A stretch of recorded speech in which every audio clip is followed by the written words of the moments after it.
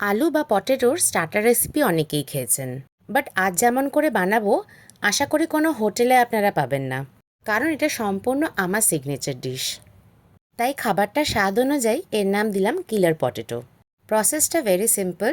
যদি কোনো step skip না করে আপনারা বানান তাহলে অসাধারণ খেতে লাগবে, ঠিক নামেরই মতন। প্রথমেই আলু নিলাম, এগুলোকে সব ভালো করে সেদ্ধ করে নিতে হবে। দই নিলাম, টক দই ইউজ করবেন।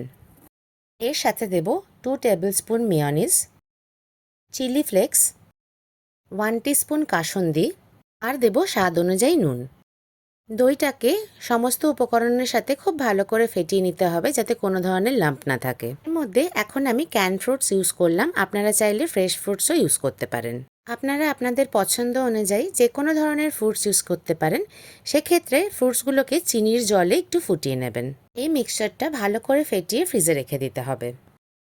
আরেকটা বাউলে ডার্ক সয়া সস নিলাম 2 table spoon, rice wine 1 tablespoon, chilli sauce 1 tablespoon, white pepper powder 1 teaspoon. ভালো করে মিক্স করে নিতে হবে আর দিতে হবে 1 টিস্পুন হানি। এখন কোনো তাওয়াতে সেদ্ধ করার আলু খোসা ছাড়িয়ে ফ্ল্যাট কোনো সারফেসে এরকমভাবে ভেঙে নেবেন। খুব ভাঙতে হবে না, হালকা ভাঙলেই হবে। প্রসেসটা দেখে নিন, এইভাবে ভাঙবেন। এখন ওপর থেকে যে সসটা বানিয়েছিলাম সেটা দিতে হবে। এক একটা আলুতে প্রায় 2 টিস্পুন মতন এরকম সস দিতে হবে। আপনারা চাইলে একটু বেশি করেও দিতে পারেন, বাট কম সস দেবেন না। সসের ওপর থেকে দিয়ে দিলাম চিলি অয়েল। চিলি অয়েলের চিলিও খানিকটা ইউজ করবেন, শুধুমাত্র অয়েল ইউজ করবেন না। 1 টিস্পুন করে প্রায় চিলি অয়েল ইউজ করলাম। ওপর থেকে চিজ কিউব বা চিজের স্লাইস ইউজ করবেন, আমি এখানে চিজের স্লাইসই ইউজ করলাম। ওপর থেকে চিলি ফ্লেক্স স্প্রেড করে দেবেন।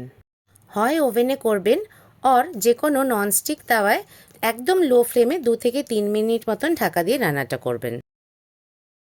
2 মিনিট পর দেখুন চিজ গলে যাবে আর সসটাও ফুটতে থাকবে। এখন আর কিছুই না, একে একে খুব লাইট হ্যান্ডে এটাকে তুলে সার্ভ করবেন, নয়তো ভেঙে যেতে পারে। আমার রান্না ভালো লাগলে একটা লাইক, কমেন্ট আর সাবস্ক্রাইব কিন্তু আশা করব। ওপর থেকে দিয়ে দেবেন সস, যেটা তাওয়াতেই ছিল। সাথে সার্ভ করবেন ঠান্ডা ঠান্ডা ফ্রুট স্যালাড, যেটা আগে থেকেই বানিয়ে রেখেছিলাম। একবার হলেও বানাবেন, একদম অন্যরকম এই ডিশ, আর অবশ্যই জানাবেন আপনাদের কেমন লাগলো।